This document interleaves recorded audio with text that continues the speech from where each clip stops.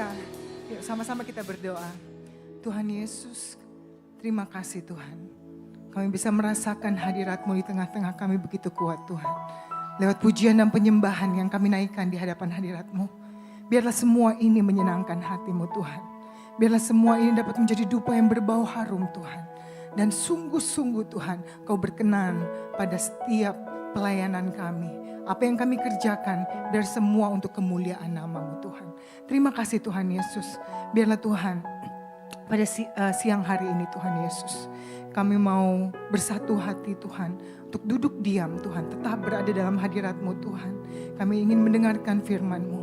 Tuhan, hamba-Mu yang bukan siapa-siapa ini Tuhan. Hamba-Mu yang mungkin tidak layak berada di tempat ini, yang Engkau layakkan Tuhan. Biarlah Tuhan, semuanya Tuhan hamba serahkan ke dalam tangan-Mu. Berbicaralah Tuhan lewat hamba-Mu. Sampaikan isi hati-Mu Tuhan. Apa yang hendak Engkau bicarakan, apa yang hendak Kau sampaikan Tuhan. Bagi setiap sobat-sobat-Mu di tempat ini. Bagi setiap umat-Mu di tempat ini. Biarlah Tuhan Kau buka setiap selubung. Singkapkan setiap selubung yang menyelubungi mata rohani kami Tuhan. Sehingga kami tidak bisa mengerti, bahkan melihat Tuhan. Bahkan merasakan akan hadirat-Mu dalam hidup kami. Biarlah Kau berbicara pada setiap hati yang ada di tempat ini Tuhan. Biarlah Kau jamah Tuhan. Di dalam nama Tuhan Yesus Kristus. Kami satu hati ikat setiap orang-orang kuat, setiap kuasa kegelapan yang hendak mengganggu, mencuri setiap konsentrasi kami Tuhan pada saat firman-Mu disampaikan. Kami patahkan, kami hancurkan. Di dalam nama Tuhan Yesus Kristus, darah Yesus berkuasa. Dan biarlah Tuhan kuasai ruangan ini, kuasai hati dan pikiran kami. Dan kami undanglah Roh Kudus bekerja pada siang hari ini. Terima kasih Tuhan, kami akan pulang tidak sama seperti pada saat kami datang. Kami akan pulang membawa kemenangan yang daripada Tuhan. Terpujilah nama Bapa. Kami alaskan doa dan permohonan ini. Mari siap umat Tuhan yang siap untuk mendengarkan firman Tuhan. Sama-sama kita berkata, amin. Haleluya. Sekali lagi berikan kemuliaan bagi Tuhan. Terima kasih buat para imam musik. Bang Dodi mungkin bisa stay. Apa kabar sobat muda? Haleluya. Hampir setahun ya, saya nggak tahu, saya lupa kemarin tahun lalu kapan terakhir saya di sini.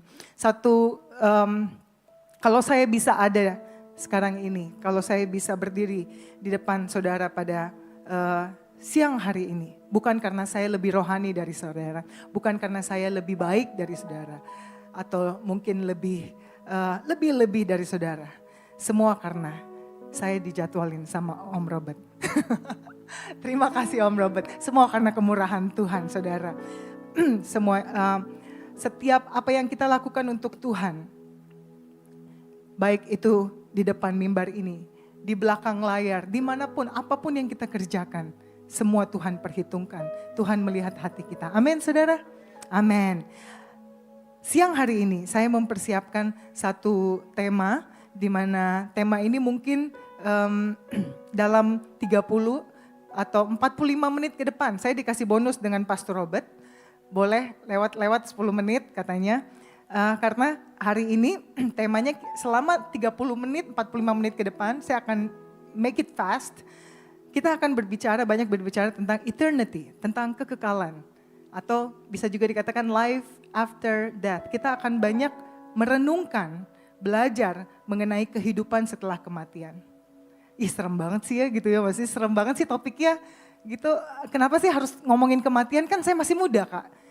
Ya I know, tapi itu tidak menjadi satu jaminan bahwa kalian itu masih panjang gitu ya. Saya nggak bilang kalian pendek waktunya. Tetapi Alkitab berkata bahwa hidup manusia itu seperti apa? Seperti uap yang cepat sekali hilang gitu ya. Seperti rumput yang hari ini ada, besok sudah nggak ada. Kita nggak pernah tahu, banyak teman-teman saya, bahkan yang lebih bunda dari saya, itu udah duluan dipanggil oleh Tuhan. Teman-teman, mengapa penting membicarakan kematian dan kekekalan? Waktu tema ini sebenarnya sudah saya persiapkan itu dari tahun lalu, di bulan Juni, sekitar bulan Juni, karena ada sesuatu excitement dalam hati saya semenjak saya kecil untuk mengetahui tentang kematian, kehidupan setelah kematian ini. Apa sih yang ada di luar sana dan sebagainya. Nah, kenapa penting untuk kita membicarakan tentang kematian dan kekekalan. Sebenarnya ada tiga alasan, paling enggak 3 alasan ini yang membuat kita semua perlu untuk merenungkan mengenai eternity, mengenai kekekalan. Satu waktu kelak, suka nggak suka, siap nggak siap, whether you're ready or not, kita semua ini akan mengalami yang namanya kematian. Amin? Yang percaya katakan amin. Tidak ada orang yang immortal, yang akan hidup selama-lamanya. Teman-teman, alasan yang kedua adalah, what you believe about eternity determines how you live today. Apa yang kalian percayai mengenai kekekalan, mengenai kematian, itu akan mempengaruhi bagaimana saudara dan saya, sobat muda dan saya menjalani kehidupan ini. Nanti kita akan bahas itu lebih dalam lagi. Jadi perspektif kita mengenai kekekalan itu akan mempengaruhi bagaimana kita meresponi hidup ini.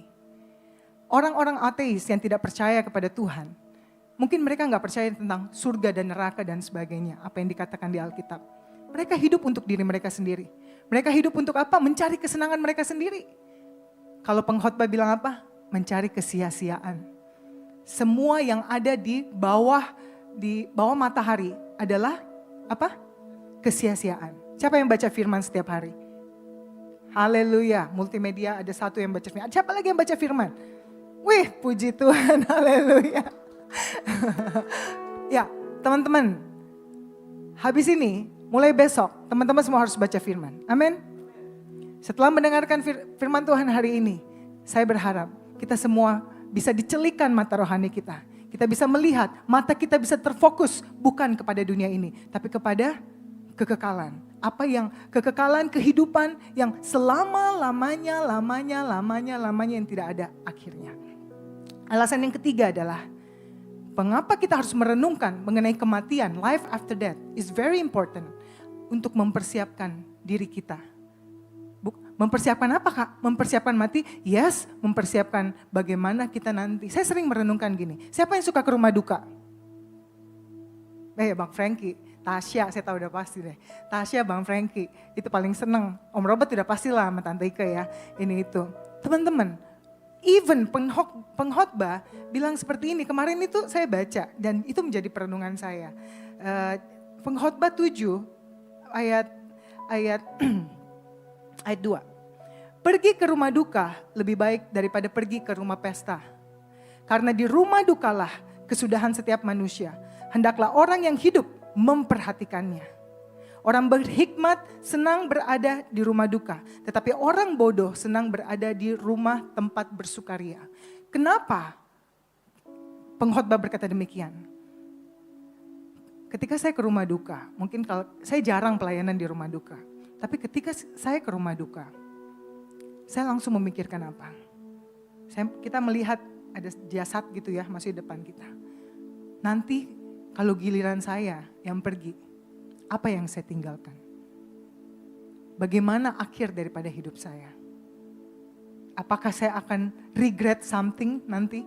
Menyesali karena mungkin hidup saya tidak seperti apa yang seharusnya saya jalankan? Atau apakah nanti saya akan bersuka cita? Apakah saya akan bersorak-sorai gitu loh, maksudnya bersuka cita? Karena yang menjemput saya, yang menyambut saya adalah Raja di atas segala raja. Itu yang menjadi perenungan saya setiap kali saya ke rumah duka. Makanya kadang-kadang saya bercanda kalau udah ke rumah duka, biasanya saya lebih tobat lagi dadakan gitu ya. Tobat dadakan karena apa? Mengingatkan kembali mengenai kehidupan kita. Nah teman-teman, kita mau buka ya di dalam 2 Korintus 5 ayat 1 sampai 3. Yuk sama-sama kita baca. Karena kami tahu bahwa jika kemah tempat kediaman kita di bumi ini dibongkar, Allah telah menyediakan suatu tempat kediaman di sorga bagi kita. Suatu tempat kediaman yang kekal yang tidak dibuat oleh tangan manusia. Teman-teman, kemah di sini berbicara tentang apa? Saya bold kata kemah di situ berbicara tentang our physical body. Tubuh yang kita diami ini. Kemah ini, Alkitab berkata seperti ini. Kehidupan kita di dunia ini sama seperti diumpamakan seperti sebuah kemah yang sewaktu-waktu bisa dibongkar. Sewaktu-waktu kehidupan kita ini bisa dibongkar. Jadi ini bukan satu bangunan yang permanen gitu ya. Sama seperti bangunan Lord's Vineyard yang sedang dibangun sekarang ini. Satu bangunan yang permanen. Tapi ini adalah satu kehidupan kita di bumi ini adalah seperti kemah yang sewaktu-waktu akan dibongkar. It's a temporary place. Kita hanya transit di bumi ini, di dunia ini. Jadi jangan terlalu comfortable, jangan terlalu bikin hidup kalian itu nyaman di dunia ini. Tidak seharusnya anak-anak Tuhan hidup nyaman di dunia ini. Yang setuju katakan amin. Jadi kita nggak boleh senang-senang, nggak seperti itu. Kalaupun hidup ini, nah kita lanjut dulu ayat kedua ya. Selama kita di dalam kemah ini, kita mengeluh. Karena kita rindu mengenakan tempat kediaman surgawi di atas tempat kediaman kita yang sekarang ini. Kenapa kita mengeluh? Paulus berkata, selama kita hidup di dalam kemah ini, kita mengeluh. Karena kehidupan di dunia ini penuh dengan apa? Penuh dengan kekecewaan, penuh dengan persoalan, penuh dengan apa? Masalah, sakit hati dan sebagainya, sakit penyakit. Penuh dengan apa? Penuh dengan dosa, penuh dengan hal-hal yang buruk. Saya nggak bilang tidak ada hal yang baik ya di dunia ini. Tapi itu semua harus kita udah terima. Makanya dikatakan di 2 Korintus 5 ayat 2 ini, kemah yang kita tempati ini kita akan mengeluh. Kenapa? Kenapa teman-teman? Pada saat Tuhan, dengar baik ya, pada saat Tuhan ciptain Adam, Adam itu terbuat dari apa saudara? Dari tanah debu ya, dia sedang membentuk Adam. Kemudian pada saat dia membentuk sudah jadi nih sosok satu manusia. Tuhan langsung apa? Langsung menghembuskan nafasnya, meniup nafas kehidupan ke hidung Adam. Jadi teman-teman, coba semua gini. Buang nafas, tarik nafas, buang nafas. Teman-teman tahu nggak? Yang the air in your lungs, udara, nafas yang ada di dalam paru-paru saudara dan saya adalah nafas yang Tuhan berikan bagi kita. Jadi jangan pernah main-main dengan kehidupan yang Tuhan berikan buat kalian. Karena apa? Itu adalah nafas yang Tuhan hembuskan pada saat Tuhan menciptakan kalian. Teman-teman, kenapa kita mengeluh? Ada satu kerinduan. Ada kerinduan yang begitu dalam di dalam setiap manusia untuk bisa bersatu kembali dengan Tuhan.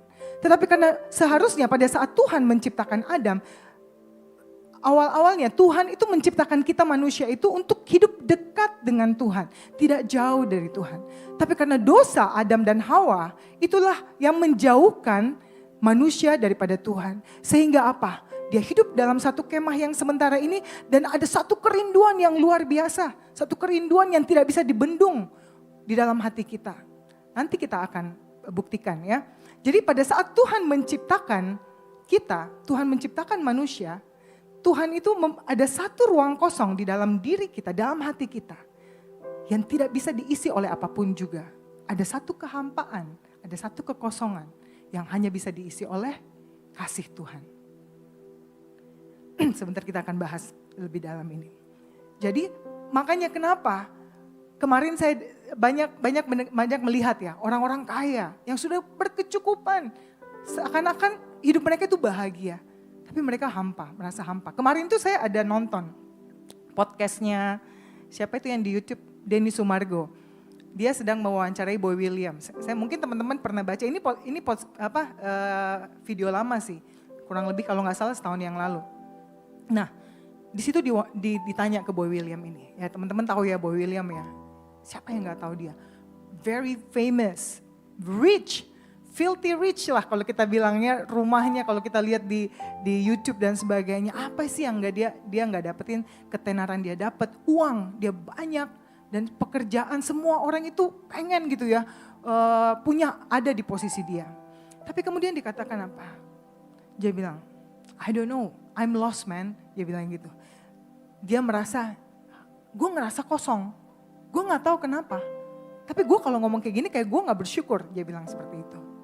Tapi gue gak tahu, kayaknya gue kosong aja gitu loh. Gue gak tahu lagi, maksudnya kenapa gue ngerasain seperti ini. Jadi ada satu kesedihan, ada satu kekosongan. Teman-teman, betapapun suksesnya seseorang, betapapun kayanya seseorang, betapapun tenarnya seseorang, dia tidak akan pernah bisa merasakan ada satu kepuasan, ada contentment di dalam kehidupannya. Karena yang bisa mengisi kekosongan itu hanyalah Tuhan Yesus. Amin. Ada bahkan banyak orang-orang yang bunuh diri. Orang-orang yang tenar, orang-orang yang kalau kita pikir, ya elah apa sih susah lu gitu ya. Semua ada dan sebagainya. Bahkan komedian yang paling berkesan, maksudnya bukan berkesan sih, maksudnya paling yang membuat saya kaget adalah mungkin teman-teman tahu Robin Williams komedian. Itu apa kekurangan dia? Teman banyak, pasti banyak segala macam. Malah dia yang menghibur orang, komedi kan. Tapi kenapa dia bunuh diri? Kenapa dia mengakhiri hidupnya seperti itu?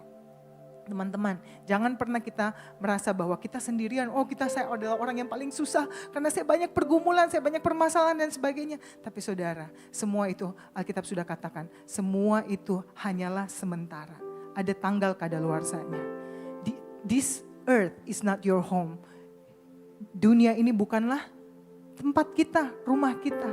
Rumah kita nanti adalah di mana? Di surga, bersama-sama dengan Tuhan. Yuk, kita lihat lagi. Di 2 Korintus 5 ayat 4, 6 dan 8. Sebab selama masih diam di dalam kemah ini, kita mengeluh oleh beratnya tekanan. Siapa yang sedang mengalami tekanan hari-hari ini? Oh ada cuma 1-2 orang, yang lain gak ada ya? Oh iya, gak apa-apa, kalian, you are not alone. Ya, you are not alone. Kita semua akan mengalami, mungkin yang belum dapat tekanan, segera akan datang tekanan itu atau masalah itu. Satu masalah selesai, besok ada masalah lain lagi. Satu kelar, besok ada lagi dan sebagainya. Oke, karena kita mau mengenakan pakaian yang baru itu tanpa menanggalkan yang lama. Supaya yang fana itu ditelan oleh hidup. Kita mau mengenakan pakaian baru, apa itu pakaian baru?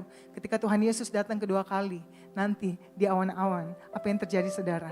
Orang-orang yang percaya, orang yang sungguh-sungguh hidupnya dalam Tuhan, orang yang memiliki Yesus dalam hidupnya akan diangkat. Kita akan ada pertemuan di udara di sana. Kita akan mengenakan apa? Bukan tubuh ini lagi, bukan kemah ini lagi yang akan kita kenakan, tapi kita akan mengenakan apa? Tubuh kemuliaan, pakaian yang baru. Ada sukacita yang luar biasa. Waktu papi saya meninggal, saya sedih, tapi saya nggak nyesel. Karena apa? Selama hidup papi saya berusaha saya dikasih kesempatan oleh Tuhan untuk bisa support papi saya secara financial.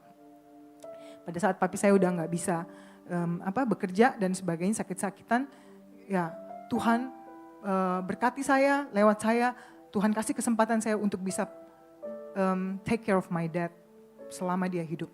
Pada saat dia hidup saya bilang gini, saya nggak mau menyesal. Satu waktu saya tahu papi saya akan meninggal atau mami saya akan meninggal. Saya mau berusaha memberikan yang terbaik yang saya bisa berikan buat orang tua saya. Ketika dia meninggal, saya sedih. Tapi saya dikasih penghiburan oleh Tuhan. Dan saya ingat lagu ini. Ada pertemuan di udara, pertemuan yang manis. Saya rindu bertemu di sana. Jauh di udara, nyanyian yang terindah yang belum pernah didengar adalah kegirangan dan anak Allah yang pimpin kita pertemuan di udara. Saudara, ada pertemuan, satu waktu akan ada pertemuan di udara. Kenapa yang nyanyi cuman Sam? Karena dia orang Pantai Costa. Ini lagu Pantai Costa. Jadi buat teman-teman yang mungkin gak tahu ini lagu apaan sih, itu lagu lama. Tapi ini menjadi satu kerinduan dalam hati saya. Satu pengharapan di tengah-tengah cobaan, di tengah-tengah masalah yang saya hadapi, tekanan yang saya hadapi, keputusasaan saya bisa bangkit lagi karena saya ingat apa? Akan ada satu pertemuan di udara. Tuhan Yesus akan menjemput kita semua. Dan pada saat itu akan ada satu kegirangan. Sudah tidak akan ada lagi air mata, tidak akan ada lagi kekecewaan dan sebagainya. Jadi kalau pada saat saat ini saya mengalami tekanan, saya mengalami masalah dan sebagainya. Itu semuanya sementara. Satu waktu saya akan berkumpul bersama dengan papi saya di sana, bersama Tuhan Yesus, semua orang-orang yang kita cintai, yang hidup di dalam Tuhan. Amin. Teman-teman, ayat 6. Maka oleh karena itu, hati kami senantiasa tabah. Kita disuruh tabah teman-teman. Walaupun pengkhotbah bilang apa? Segala sesuatu di bawah matahari adalah kesia-siaan. Bahkan dikatakan hikmat, kepintaran manusia pun kesia-siaan. Kesuksesan yang kalian kejar sekarang ini. Siapa yang kayaknya ada aduh gak ada waktu, ke gereja juga gak ada waktu, ibadah juga gak ada waktu. Karena sibuk kerja, sibuk mengejar hal-hal maksudnya itu gak salah teman-teman. Mengejar kesuksesan, jabatan dan sebagainya, jabatan di kantor gitu ya dan sebagainya. Tidak salah. Tetapi satu hal yang harus kita harus renungkan, segala sesuatu itu pun dikatakan kesia-siaan. Karena itu semua tidak akan kita bawa.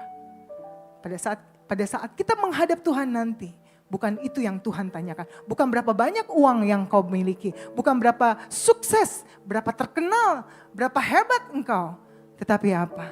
Apa yang Tuhan tanyakan? At the end of the day, Tuhan akan pertanyakan, apakah ada Yesus dalam kehidupanmu? Apa yang sudah engkau lakukan dengan talentamu, dengan resources, kekayaan yang Tuhan titipkan? Dengan apa? Dengan gift, your gift. Tanya diri kalian masing-masing. Setiap kita diciptakan oleh Tuhan, Tuhan kasih talenta. What have you done with your talent? Kalau kalian masih sampai sekarang ini, masih hitung-hitungan sampai Tuhan, masih main-main sama pelayanan, saya gak tahu talenta kalian apa. Kalian masih merasa bahwa, aduh gak ada waktu buat Tuhan ini segala macam. I'm telling you now, waktu manusia, Alkitab berkata apa? Seperti uap. Setiap hari kita sedang melangkah kepada lebih dekat lagi dengan apa? Dengan kekekalan. Jangan main-main teman-teman. Jangan pikir kalian masih muda. Jangan tunggu sampai udah tua, udah gak berdaya, baru kalian mau pelayanan sungguh-sungguh. Selama kita masih kuat, selama kalian masih cantik, masih ganteng, masih kuat, layani Tuhan sungguh-sungguh. Tidak semua orang bisa mendapatkan privilege ini. Oke? Apapun yang terjadi kita mau tidak disukai sama seseorang atau gimana kayak kadang-kadang di pelayanan gitu kan ya. Ini ada gesekan bodoh amat. Kita mau pandang Yesus. Ini yang akan diperhitungkan oleh Tuhan. Bukan berapa banyak pencapaianmu, bukan berapa banyak uangmu, bukan berapa hebatnya kamu menyanyi di depan sini atau bermain musik di depan sini atau apapun. Tapi Tuhan lihat hati kamu. Tuhan lihat hati saudara dan saya. Amin. Udah gak usah main-main lagi teman-teman. Yang masih pelayanan, yang masih belum pelayanan, yuk pelayanan. Ya, jangan main-main. Dikatakan tabah. Ya, bahwa selama kami mendiami tubuh ini, kami masih jauh dari Tuhan. Selama kita masih hidup, masih mengejar dunia ini, kita jauh dari Tuhan. Bukan berarti Tuhan itu jauh dari kita. Kita disuruh tabah di dalam dunia ini, maksudnya apa? Tabah. Selama kita masih diberikan nafas kehidupan, masih diizinkan Tuhan untuk bernafas saat ini, berarti apa teman-teman? Ada tugas dan tanggung jawab yang Tuhan ingin saudara dan saya selesaikan. Berarti kalau besok kita bangun pagi-pagi dan kalian masih menemukan kalian bernafas dan sebagainya, itu berarti apa? Ada tugas, ada tanggung jawab yang teman-teman dan saya harus lakukan. Kalian tahu nggak? Kita semua diciptakan bukan untuk diri kita sendiri. Bukan untuk kepentingan kita sendiri. Tahu nggak? Kalian dan saya, saudara dan saya diciptakan itu untuk apa? Untuk orang lain. Untuk melayani Tuhan. Untuk kemuliaan Tuhan. Tapi kalian diciptakan, setiap kita ini diciptakan menjadi jawaban untuk orang lain. Bukan untuk hanya mencari keuntungan diri sendiri. Jadi sekarang gini, jadi gimana dong? Find your purpose. Kalau kalian ada waktu baca buku The Purpose Driven Life, itu sangat memberkati saya. Di situ kita akan sadar bahwa ketika kita sadar hanya orang-orang yang mengetahui purpose-nya, mengetahui tujuan hidupnya, itu yang akan merasakan apa? Ada contentment di dalam hidup mereka. Tapi kalau orang-orang yang tidak tahu mengapa dia diciptakan di dunia ini, itu akan merasa kosong.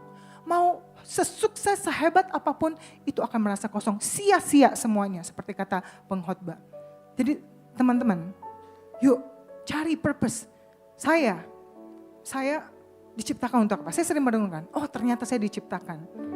Saya diciptakan untuk apa? Untuk anak-anak saya. Saya dipercayakan 2 anak oleh Tuhan. Saya harus mendidik anak ini menjadi anak-anak yang takut akan Tuhan. Kemudian apa? Menjadi istri. Bagaimana saya harus meresponi, bagaimana saya bertindak sebagai istri dan sebagainya. Ternyata saya diciptakan oleh Tuhan dengan tugas sebagai apa? Saya seorang guru, saya seorang educator di early childhood education. Saya harus melayani Tuhan lewat early childhood education. Ternyata saya harus, keberadaan saya untuk anak-anak yang saya didik, untuk guru-guru yang perlu di training, untuk orang-orang yang tadinya putus sekolah, tidak mempunyai skill apa-apa, harus diperlengkapi dan sebagainya. Saya hidup untuk apa? Talenta saya apa? Tuhan memberikan saya talenta. Saya untuk nyanyi. Dulu saya berpikir seperti ini, gak usah pelayanan itu gak mesti harus di gereja. Udah itu aja, di sekolahan juga oke, saya jadi guru juga oke. Setelah saya mengetahui kebenaran ini, bahwa satu waktu kelak, saya akan mempertanggungjawabkan talenta yang Tuhan sudah taruh dalam diri saya. Bagaimana saya mempergunakan talenta ini? Jadi kalau saya masih dikasih kesempatan untuk menggunakan talenta saya untuk bisa mengembalikan untuk kemuliaan Tuhan, itu semua adalah privilege, semua adalah kehormatan. Jangan dibalik ya.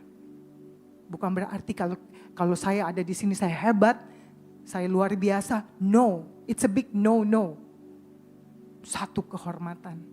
Apapun yang Tuhan percayakan buat kalian. Ketika kalian melakukannya itu dengan kesungguhan hati, itu akan diperhitungkan sama Tuhan. Tuhan bisa taruh orang lain yang jauh lebih hebat dari kita di tempat ini. Tapi kenapa saudara dan saya yang dipilih?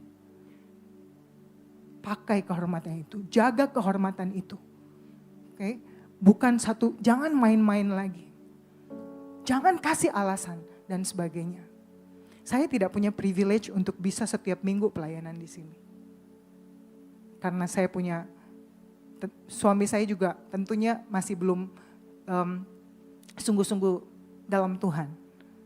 Jadi saya juga harus berhikmat. Tapi buat teman-teman, when you have this opportunity untuk bisa melayani Tuhan, pakai semua itu. You never know what's gonna happen next day. Kalian gak akan pernah tahu apa yang akan terjadi. Lakukan itu dengan sungguh-sungguh, bukan untuk kita dipuji. Kalau dulu memang saya nyari pujian gitu ya, zaman dulu masih muda gitu ya. Sekarang gue mau dipuji gue gak dipuji bodoh amat. Audiens kita cuma satu, Tuhan Yesus. Yang penting hatinya dia disenangkan. Amin saudara. Mau ada yang gak suka sama kita, ada yang nyinyirin kita pelayanan kita dan sebagainya. Bodoh amat. Yang penting hati Tuhan disenangkan. Gak usah pandang kiri kanan dan sebagainya. Yang penting Tuhan disenangkan lewat kehidupan saya. Bukan cuma pelayanan saya di sini, tapi kehidupan saya juga yang dapat menjadi persembahan. Satu yang harum di hadapan Tuhan. Ayat yang ke-8. Tetapi hati kami tabah dan terlebih suka kami beralih dari tubuh ini untuk menetap pada Tuhan. Satu kerinduan yang besar bagi kita. Untuk kita bisa berkumpul bersama dengan Tuhan satu waktu kelak di sana. Kehidupan kita itu, saya pernah bawa ini ya teman-teman kalau masih ingat, bawa satu rope illustration. Saya selalu mengingat itu menjadi peringatan buat saya. Hidup kita itu hanya ada satu tali merah segini gitu ya. Setelah itu ada tali, saya lupa tali apa, bilanglah tali putih gitu ya. Tali putih yang panjang yang gak ada ujungnya. Tali merah itu adalah kehidupan kita. Apa yang kita kejar? Kebanyakan manusia kejar apa? Kekayaan, ketenaran, gue harus merit, ini segala macam. Semuanya difokusin ke semua effortnya dia, semua usahanya dia itu difokusin ke hanya yang merah ini. Dia lupa ada kehidupan setelah benang merah ini, setelah tali merah ini. kehidupan yang selama-lamanya. Kalau kalian masih belum terbuka mengenai hal ini, berdoa sama Tuhan, biar Tuhan jamah hati kalian. Kalau kalian benar-benar sudah terbuka, itu dahsyat. Kalian meresponi segala sesuatunya, itu akan berbeda. Kita udah gak ngelihat yang gimana sakit hati ini itu segala macam, itu udah gak penting buat kita. Karena apa? Karena kita fokus kepada tali putih yang selama-lamanya. Kita udah gak bakal main-main dengan pelayanan. Disuruh pelayanan, gue bangun jam 4 pagi juga gak apa-apa. Kenapa? Karena saya mau cinta Yesus. Karena saya mau rindu satu waktu saya ketemu dengan Tuhan Yesus. Itu yang menjadi motivasi kita. Amin, saudara. Oke, Blaise Pascal adalah seorang filsuf, ilmuwan Prancis. Pernah dong ya belajar waktu kita masih sekolah dulu, belajar filosofi gitu ya. Dia itu berkata seperti ini. Ada satu God-shaped vacuum, ada vacuum atau ruang kosong yang Tuhan taruh berbentuk Tuhan, dia bilang gitu, di dalam hati manusia. Karena suatu tempat hanya bisa diisi oleh Tuhan sendiri. Dia sendiri mengatakan seperti itu. Satu ilmuwan, satu orang pintar, satu filsuf yang berkata seperti itu. Nah teman-teman, apa tujuan hidup kalian? Kenapa kalian diciptakan di dunia ini? Untuk apa kalian diciptakan di dunia ini?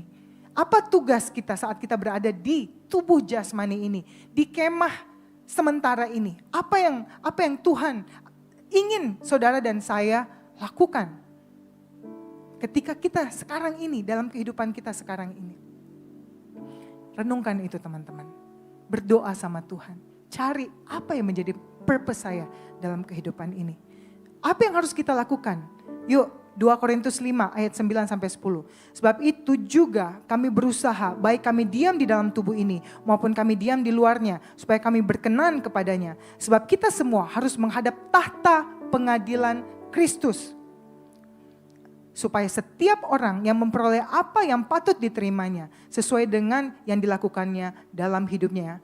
Ini baik ataupun jahat. Nah teman-teman, apa pilihan hidupmu? Apa yang menjadi tujuan yang Tuhan ingin taruh dalam dirimu?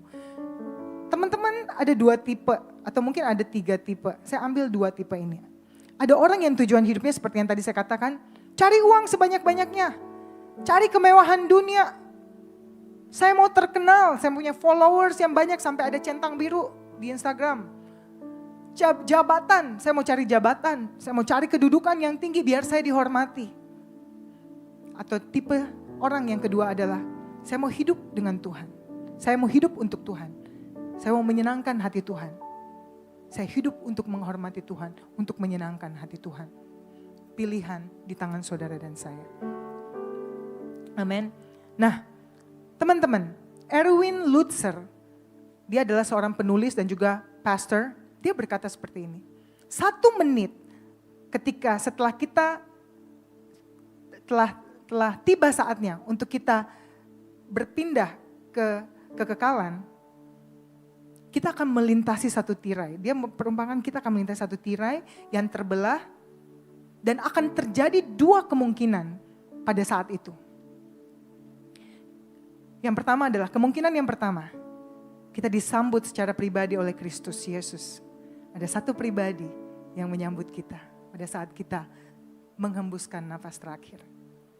Atau yang kedua, kita akan mulai melihat kegelapan seperti yang belum pernah kita alami. Ada satu kengerian. Pernah gak kalian lihat orang yang terakhir udah mau meninggal gitu ya. Ketakutannya luar biasa. Takut. Terus dia bilang itu usir itu orang.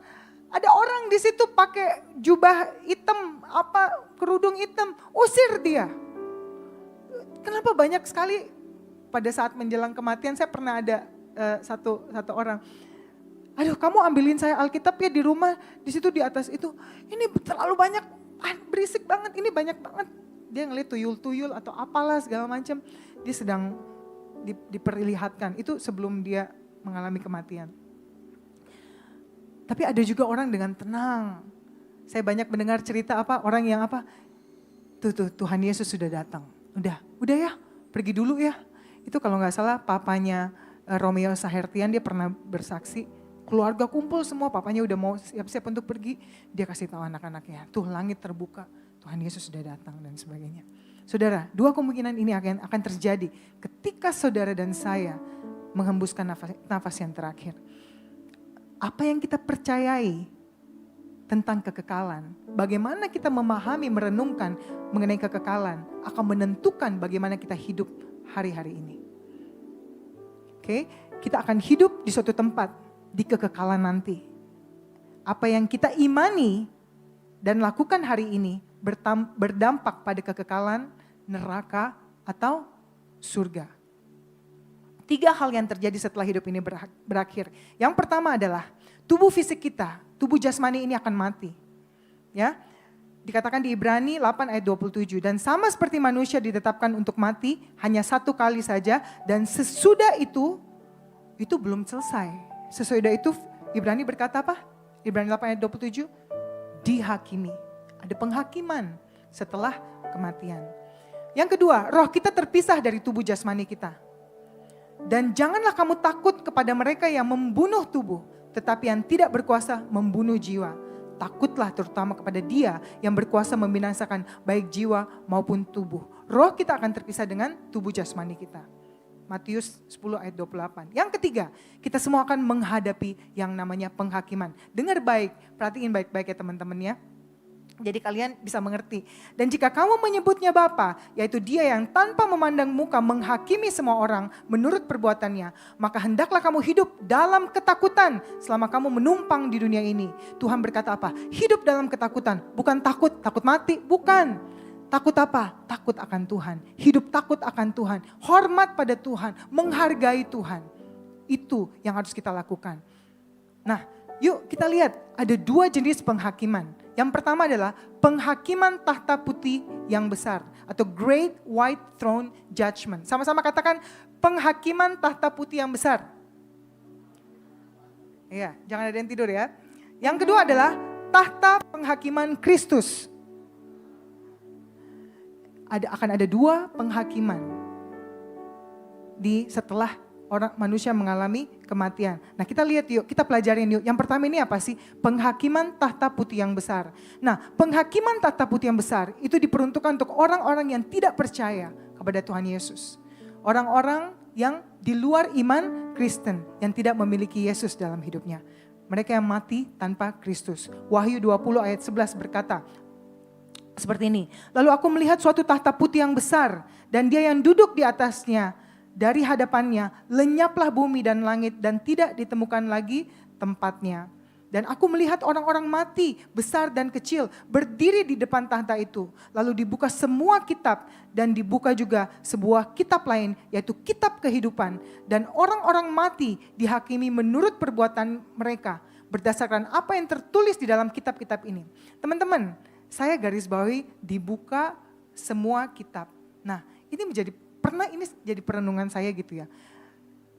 Waktu saya SMP kelas 1, sebelum itu ya SMP kelas 1, kungkung saya meninggal. Kungkung tahu ya, opa saya meninggal. Kungkung saya meninggal, saya nggak tahu mungkin saya udah pernah ceritain di sini kali ya. Waktu kungkung saya meninggal, dia itu sebelum dia meninggal, dia itu sering datang ke rumah, terus saya suka main sepatu roda gitu ya, terus dia samperin saya, dia bilang gini, kamu itu dia mancing-mancing, kamu itu yang kasih makan itu siapa? Yang itu saya bilang, ya Tuhan Yesus lah yang berkati mami sama papi, makanya saya bisa ada, saya bilang gitu. Dia ketawa, bukan itu papa mama kamu, katanya gitu. Terus dia ketawain saya dan sebagainya. Singkat cerita dia meninggal, pada saat dia meninggal, malamnya saya dikasih mimpi oleh Tuhan. Saya ngelihat kungkung saya ini, pegang tangan saya, ini apa sih pergelangan tangan saya dua-duanya dengan wajah yang penuh ketakutan. Dan di belakangnya dia itu ada 2 pintu teman-teman. Ini sungguh nyata dan sampai sekarang saya ingat, dia pegang tangan saya seperti ini. Yesus itu siapa? Yesus itu siapa? Mukanya penuh ketakutan. Saya ngelihat dia, loh ini orang kan udah mati ya, udah meninggal. Kok kenapa ada di sini? Saya kan orangnya juga ketakutan gitu ya, suka takut yang seperti itu. Terus saya cuma bilang gini, juru selamat, juru selamat. Saya cuma dengan ketakutan juga saya kasih tahu dia, Yesus itu juru selamat. Kemudian malaikat di pintu sebelah kiri, itu pintu terbuka. langsung ditarik kungkung saya masuk ke dalam. Dan kemudian saya langsung bangun. Pada saat saya bangun itu keringet kayak nyata banget kelihatan di depan muka saya. Seperti itu. Dan saya bilang, Tuhan kenapa Tuhan kasih saya penglihatan seperti itu? Ternyata Tuhan mau saya kasih tahu om-om saya, orang-orang yang masih saudara-saudara dari mami saya yang masih banyak belum mengenal Tuhan Yesus. Dan saya ceritakan itu. Mereka suka, mungkin mereka gak suka pada saat saya bilang papanya ditarik oleh malaikat maut. Tapi itu yang terjadi, saudara. Saya percaya itu bukan sesuatu cuman sekedar mimpi. Karena sampai akhir hidupnya dia menolak Yesus di dalam hidupnya. Nah, saudara, selama kita masih bernafas, kesempatan itu masih ada. Ketika kita sudah nafas ini, sudah berhenti dan detak jantung kita sudah berhenti. Sudah saatnya kita kembali, sudah tidak ada kesempatan lagi untuk kita sungguh-sungguh hidup dalam Tuhan Yesus. Nah, yang menjadi perenungan saya, lalu dibuka semua kitab. Terus saya berdoa gini, dan Tuhan kalau popo saya itu gimana? Popo saya itu kan orangnya baik banget ya, memang dia belum kenal Tuhan Yesus, dia masih Kongfucu dan sebagainya. Tapi itu semua akan adalah hak prerogatif Tuhan. Tapi ada satu hamba Tuhan yang berkata seperti ini. Semua pada saat nanti, pada saat penghakiman akan dibuka semua kitab. Di dunia ini kan bukan cuma Alkitab saja ya, ada banyak kitab-kitab lain lah ya.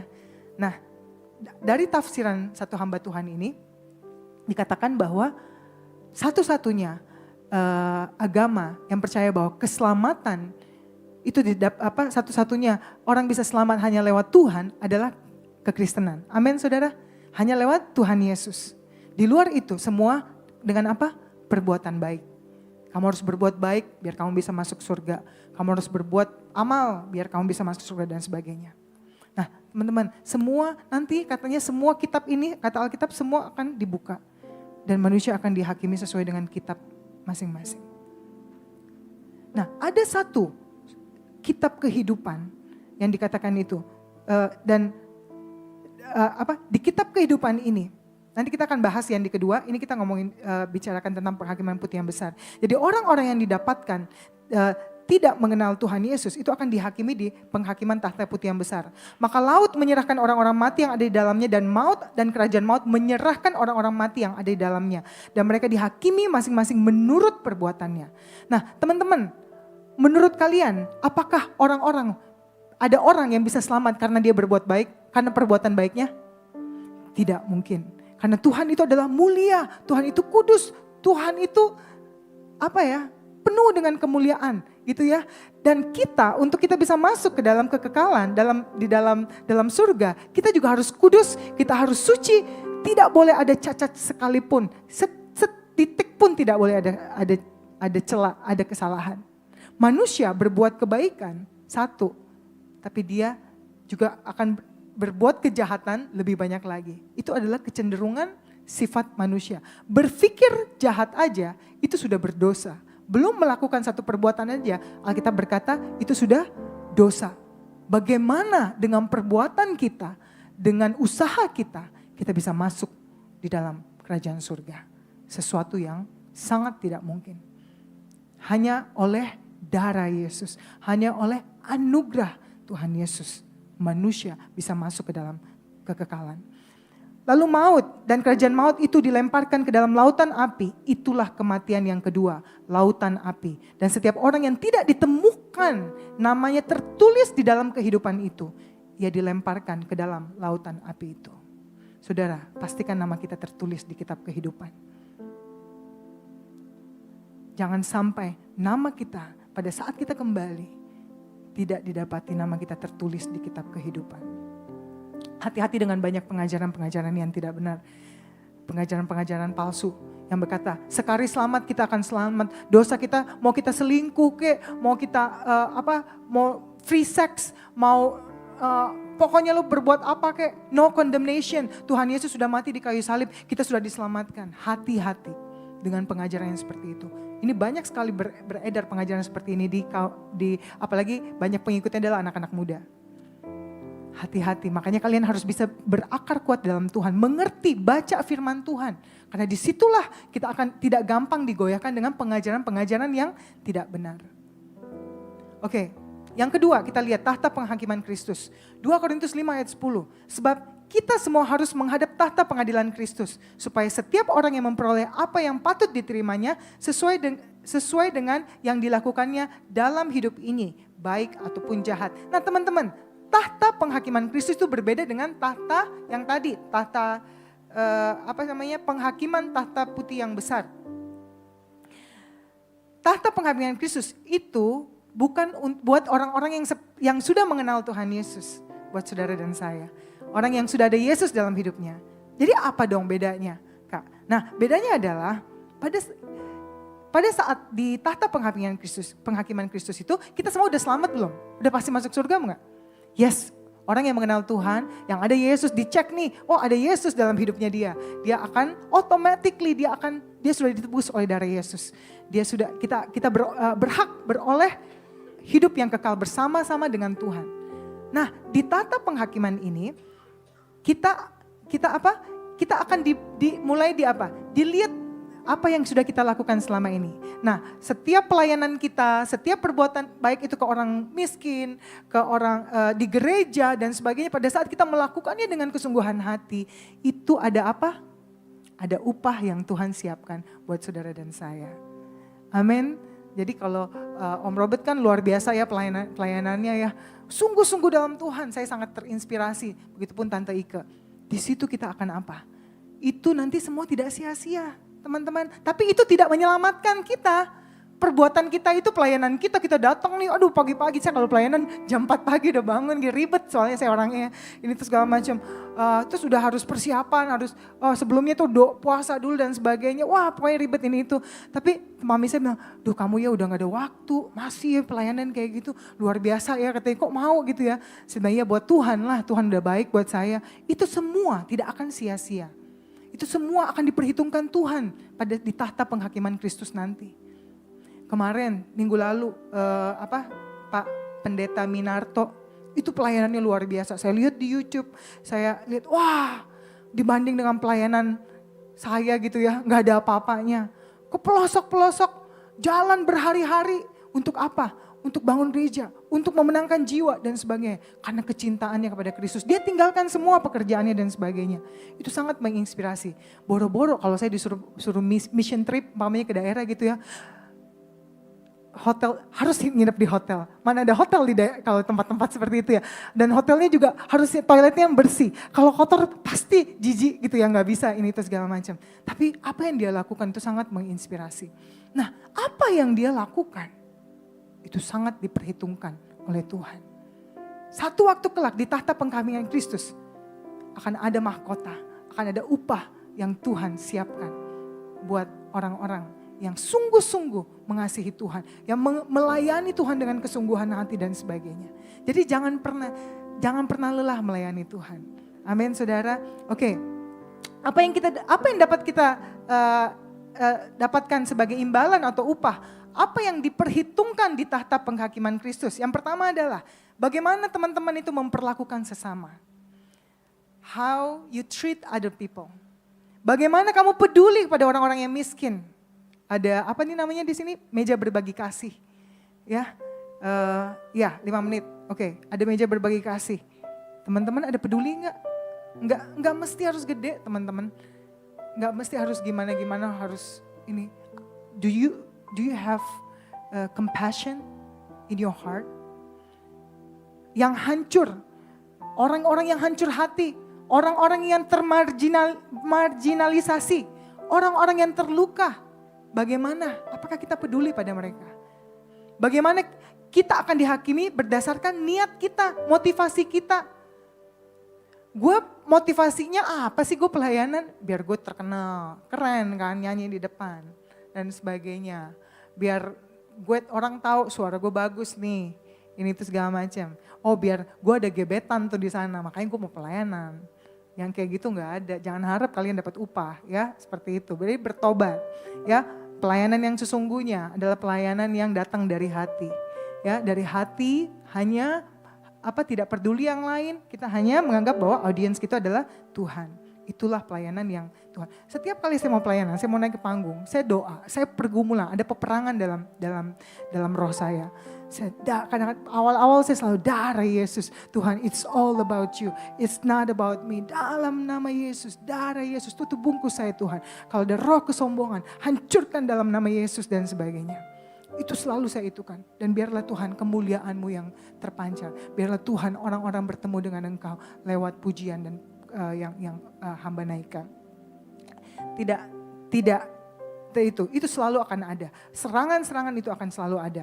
Nah teman-teman, kita akan dihakimi berdasarkan kata-kata yang kita ucapkan. Apakah kita sering cursing, apakah kita sering memperkatakan kata-kata yang tidak baik, gosip dan sebagainya, itu kita akan, atau apakah kita speak blessing, apakah kita mengatakan hal-hal yang baik, mengatakan firman Tuhan dan sebagainya, memberkati orang lain.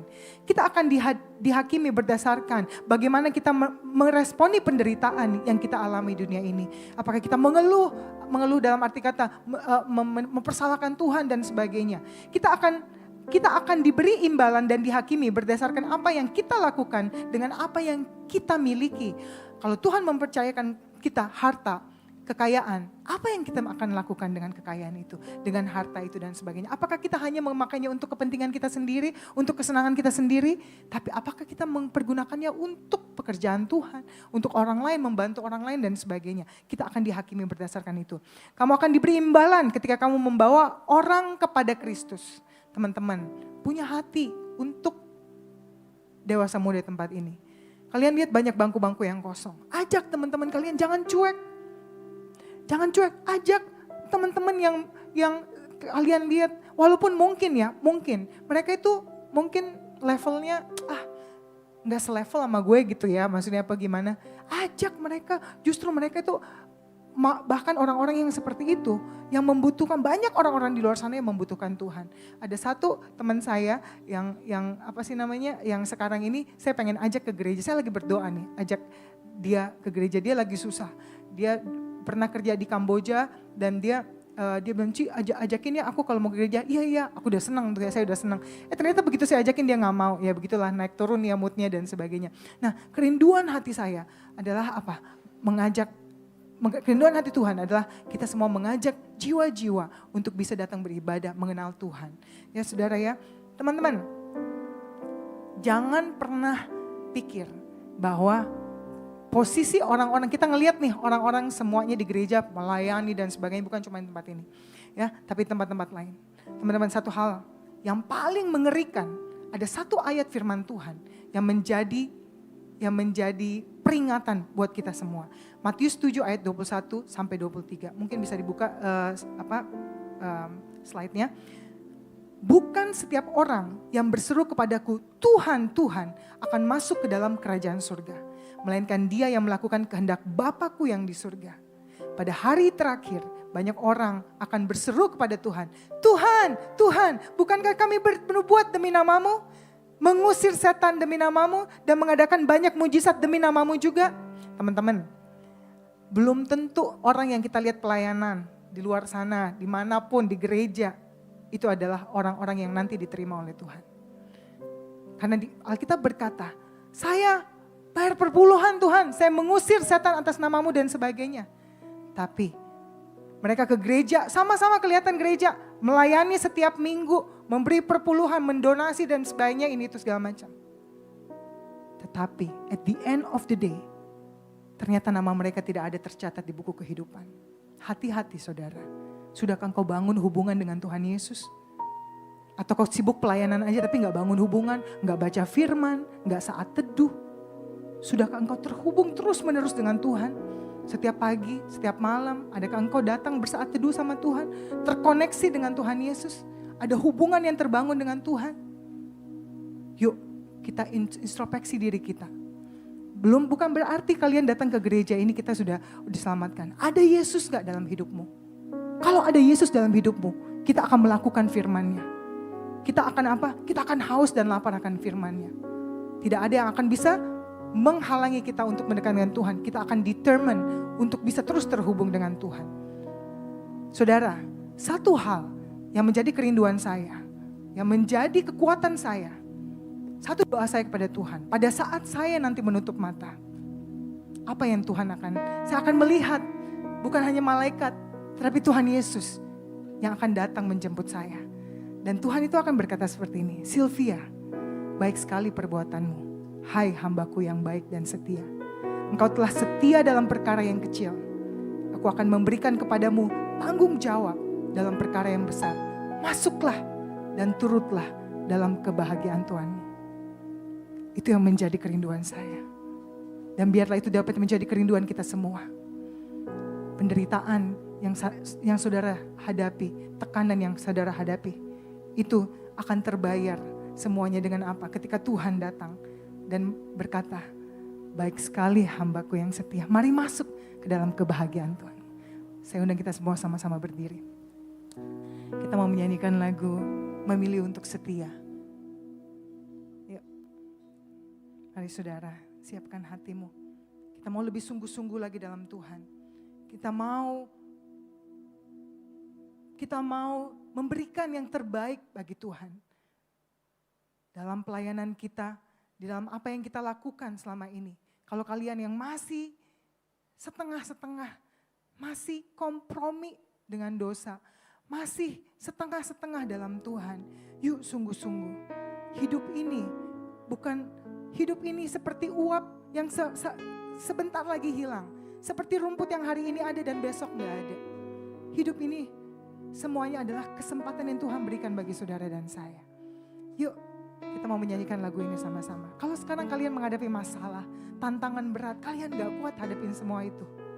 Ingat, tetap setia sampai akhir hidupmu. Katakan, Tuhan, sampai akhir hidupku aku akan menyembahmu, aku akan melayanimu Tuhan. Sampai akhir hidupku engkau akan mendapati aku menjadi hambamu yang setia. Yuk sama-sama kita nyanyikan lagu ini. Haleluya. Ada saatnya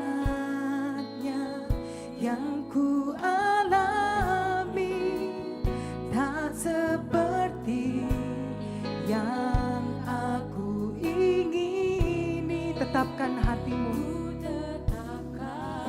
Walaupun badai masalah datang menyerang, tetapkan hatimu untuk percaya kepada Tuhan. Amin, haleluya. Ada saatnya yang ku hadapi, seringkali aku tak mungkin kau tidak mengerti apa yang kau hadapi sekarang ini. Tapi saudara, yuk kita pilih tetap setia sama Tuhan. Apapun yang terjadi, apapun yang kau hadapi sekarang ini. Amin, haleluya. Semua hanya sementara teman. Sampai akhir hidup. Jadikan ini komitmenmu pada Tuhan saat ini. Mari angkat tanganmu, Tuhan. Aku akan tetap menyembahmu. Aku akan setia kepadamu Tuhan. Apapun yang terjadi Tuhan. Ini aku Tuhan. Ini hidupku Tuhan. Amin. Hingga sampai kelak satu hari nanti aku menutup mataku Tuhan. Kau akan mendapatiku tetap setia kepadamu Tuhan. Amin. Ku tetap mengasihimu,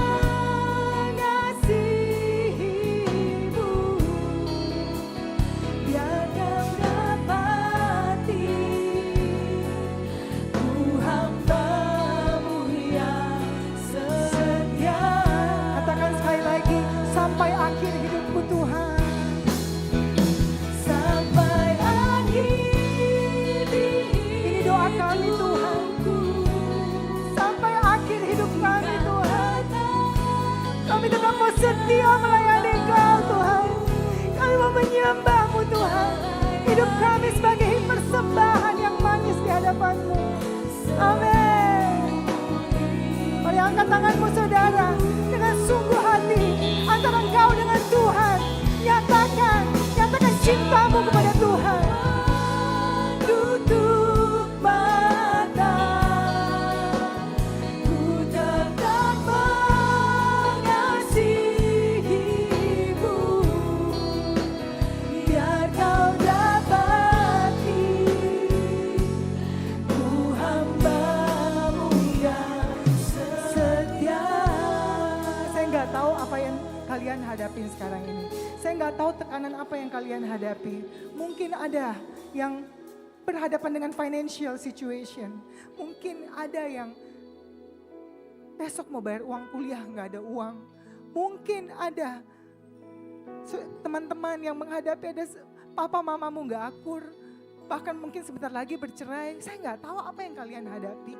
Saya nggak tahu apa yang menjadi kesusahan hatimu saat ini. Tapi teman-teman, kita diingatkan kembali firman Tuhan saat ini. Tetap setia, tabah, kuat hadapin setiap masalah ini. Tuhan ada berserta dengan kita. Semua yang kalian hadapi itu semuanya tidak akan permanen. Tetapi semua ada tanggal kadaluarsanya. Satu hal, mari kita fokuskan kepada kekekalan. Mari kita fokuskan mata kita kepada Tuhan Yesus. Karena satu waktu kelak, semua itu air mata kalian akan dihapuskan. Susah kalian akan menjadi sukacita ketika kita bersama-sama dengan Tuhan. Nantikan itu saudara, nantikan itu. Mungkin saat ini ada teman-teman yang mulai mundur dari pelayanan. Mungkin ada teman-teman yang mulai menjauh dari Tuhan. Mungkin kalian sudah tidak baca firman, kalian sudah nggak saat teduh. Hubungan kalian dengan Tuhan sudah mulai menjauh dan menjauh. Saat ini teman-teman, Roh Kudus ada di tengah-tengah kita. Tuhan terlebih rindu untuk mengajak kembali teman-teman untuk datang kepada Tuhan. Perbaharui komitmenmu kembali kepada Tuhan. Tidak ada yang lebih penting daripada Tuhan di dalam hidup kita. Tidak ada yang lebih penting daripada menyenangkan hati Tuhan. Hidup kita menyenangkan hati Tuhan. Mari teman-teman, mari jangan kejar dunia ini. Mari kita kejar perkenanan Tuhan. Mari kita kejar Tuhan di dalam kehidupan kita. Satu waktu kelak kita akan bertemu muka dengan Tuhan. Dan Tuhan akan berkata, mari masuk ke dalam kerajaanku. Mari masuk bersama dengan engkau, dengan aku. Dan biarlah semuanya itu Tuhan akan dapati. Kita adalah hamba yang setia. Dan hamba yang senantiasa setia sampai akhir dalam hidup ini. Sekali lagi sama-sama saudara, sampai akhir di hidupku. Sampai akhir di hidup. Antara engkau dan Tuhan, katakan ini kepada Tuhan. Dengan segenap hatimu. Jadikan ini komitmenmu. Jadikan ini covenant. Perjanjianmu dengan Tuhan. Amin. Haleluya. Saya serahkan pada hamba yang bertugas.